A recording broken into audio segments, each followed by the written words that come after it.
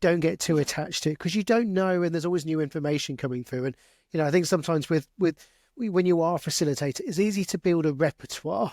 That's the thing, and it works in this order.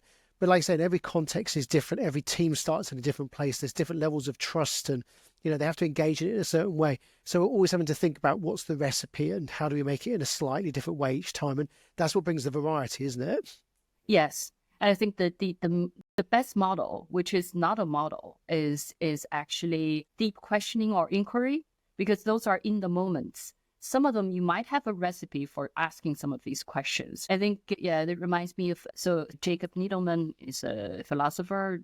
He basically said, our society has tended to solve its problems without experiencing its questions. So the questions, how to ask those questions in the moment, and then, arriving at a kind of an improvised coherence. That's the art. It's no longer a craft. And I think as OD professionals and as change practitioners, that's the place we need to get to, and that's a place that requires both our mind and our heart. So yeah, so I'm not there yet, but I feel I'm being enabled by the complexity itself, and being carried by all these different contexts.